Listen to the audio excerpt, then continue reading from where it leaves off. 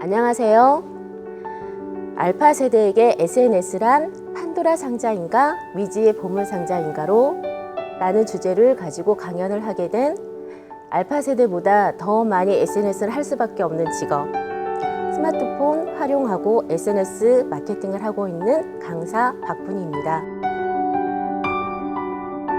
저에게는 전형적인 알파 세대인 중학생 딸이 있습니다. 이 딸아이보다 제가 더 SNS를 많이 하고 있기 때문에 SNS를 하지 말라고 말한 적은 한 번도 없었던 것 같아요. 제가 이 강연에 앞서서 딸아이에게 질문을 한 적이 있어요. 알파 세대에게 SNS란 뭐야? 라고 말이죠. 그랬더니 저희 딸이 이런 말을 하더라고요. 알파 세대에게 SNS란 판도라 상자이기도 하지만 미지의 보물 상자이기도 한 것 같아, 엄마. 라고 말을 하더라고요. 이 강연의 주제가 바로 저희 딸아이의 메시지입니다. 중학생이어서 아직 어리게만 느꼈었는데 SNS를 많이 하면 좋은 점과 좋지 않은 점에 대해서 굉장히 많이 알고 있더라고요. 하지만 정확한 기준, 어떤 점이 좋고 하지 말아야 될 것과 해야 할 것이 뭔지를 정확한 기준을 그 누군가에게 배운 적도 없고 누가 가르쳐 준 적도 없기 때문에 정확한 기준은 없었습니다. 마치 우리 어른들처럼요. 우리 부모님들은 어떠신가요? 우리 부모님들은 훌륭하게 SNS 활용을 하고 계신가요? 아마도 훌륭하게 SNS 활용을 하고 계시는 분들도 많으시겠지만 아마도 우리 자녀들처럼 정확한 잣대가 없이 SNS 활용을 하고 계신 분들도 많을 거라고 생각을 합니다.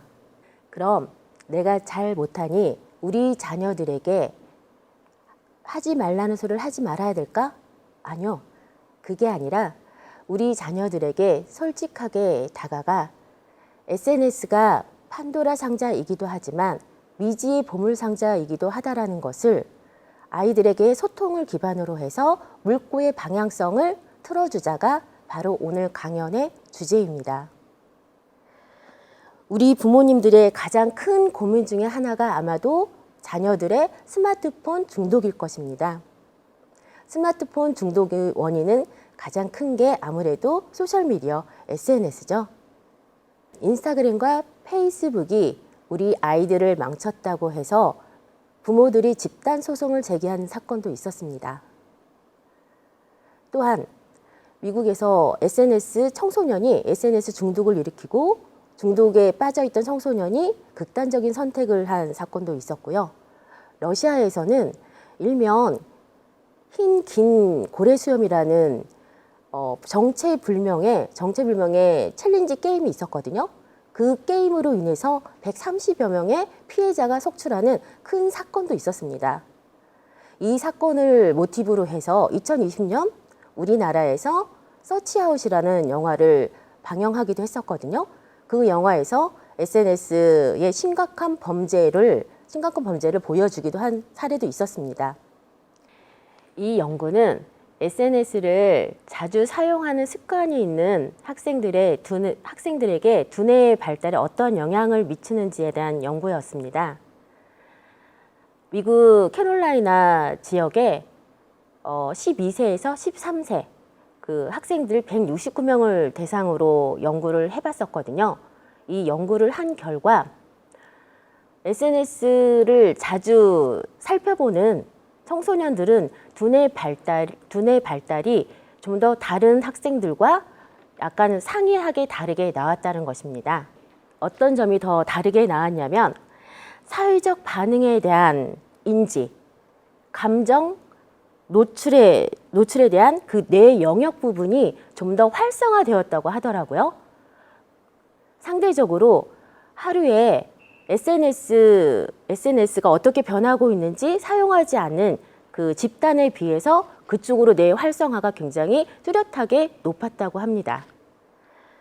하지만 이 연구 결과는 우리나라하고 비교했을 때에는 좀 더 현실적으로 좀 더 연구가 필요한 건 사실이고요. 더 중요한 거는 지금 부모님들에게 더 중요한 거는 우리 자녀들의 스마트폰 중독에 빠져 있는 우리 자녀들에게 어떻게 해줄 수 있는가가 더 중요한 현실인 것 같습니다. 자, 상상을 한번 하면서 들어보세요. 첫 번째, 아이의 방을 똑똑 노크를 했는데 아이가 스마트폰을 가지고 침대에 누워서 뭔가 굉장히 열중하는데 다리를 딸딱딸딱 하면서 뭔가를 하고 있습니다. 자, 두 번째, 아이의 방을 똑똑 하고 노크를 하고 들어갔는데 우리 아이가 컴퓨터를 보면서 굉장히 집중을 하면서 채팅을 열심히 하고 있어요. 자, 어떤 상상이 드시나요? 자, 첫 번째도 두 번째도 우리 아이들은 내일 공부할 과제를 가지고 친구와 채팅을 하고 있을 수도 있고요. 첫 번째도 두 번째도 우리 아이는 지금 게임이나 아니면 놀고 있을 수도 있습니다. 자, 이 말은 뭐냐면 직접 보지 않고 소통하지 않으면 아이가 지금 무엇을 하고 있는지 모른다는 이야기입니다.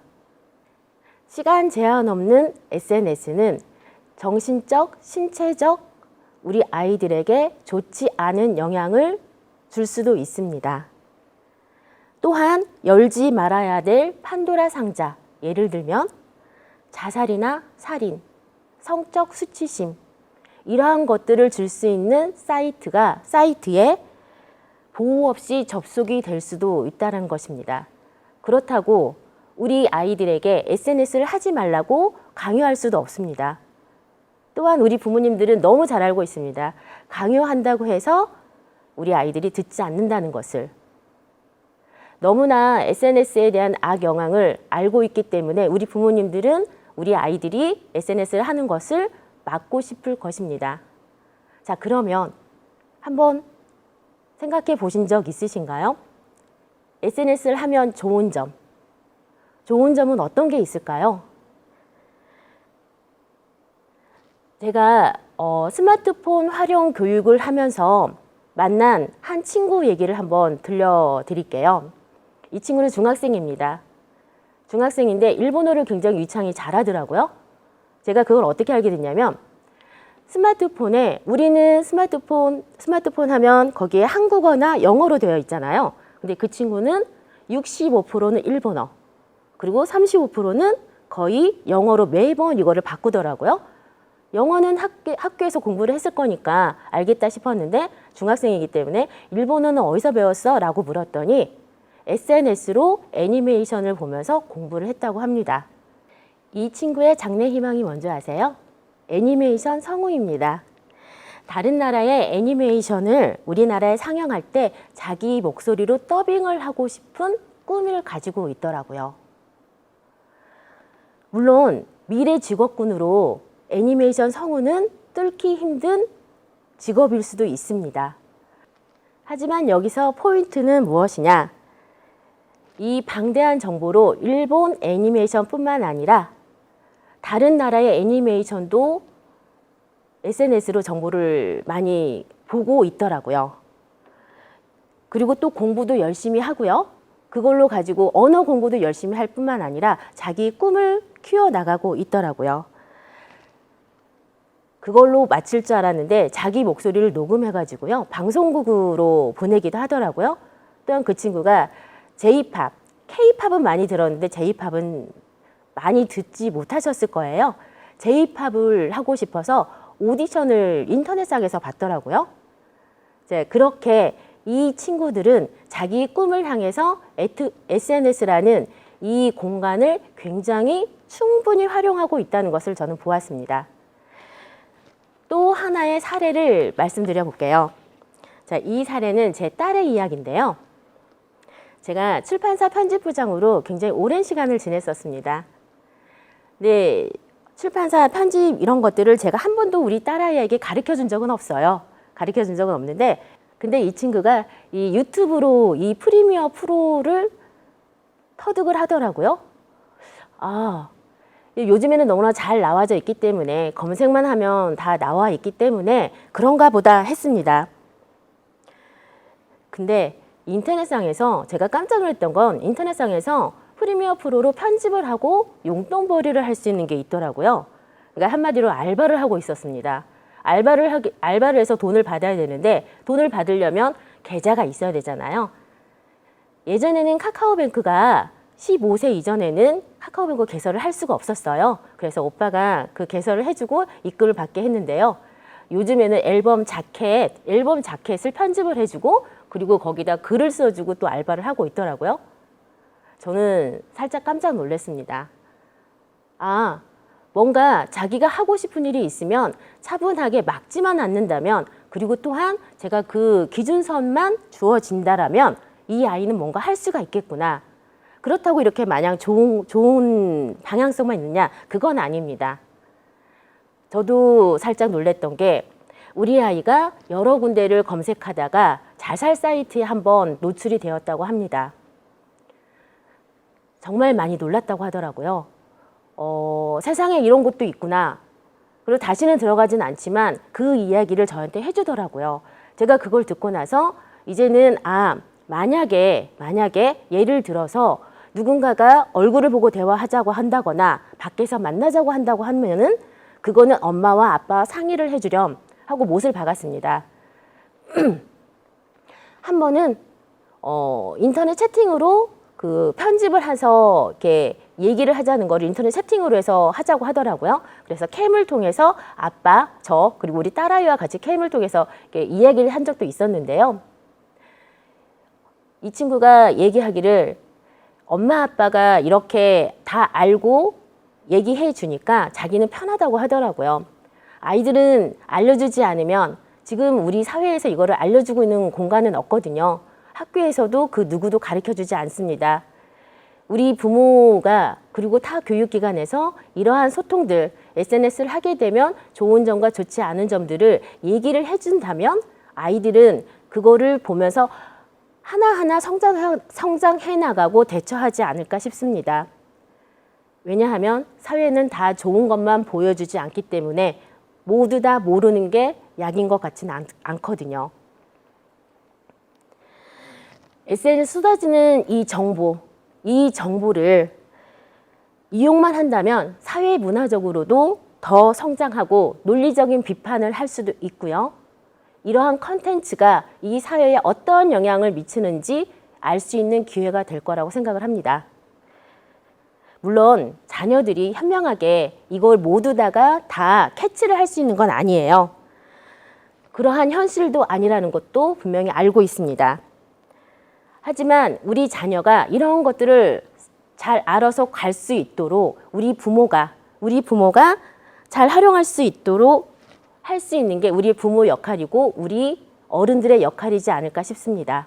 사례로 말씀드렸던 SNS로 일본 애니메이션을 보고 우리나라에 방영되는 것을 더빙해서 성우의 꿈을 키워가는 친구. 또한 그 꿈을 키우기 위해서 스스로 SNS를 통해서 일본어를 공부하는 친구.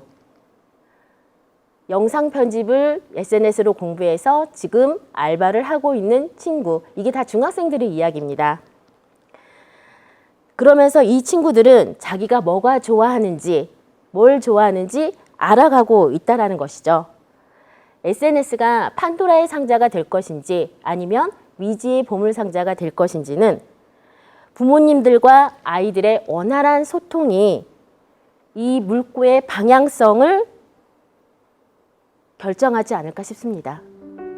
알파 세대에게 SNS를 하지 말라고 강요하는 것보다는 미지의 보물상자가 될 수 있도록 부모님들의 현명한 방향 설정과 자녀와의 원활한 소통이 있다면 SNS는 많은 정보와 기회를 얻을 수 있는 미지의 보물상자가 되어줄 것입니다.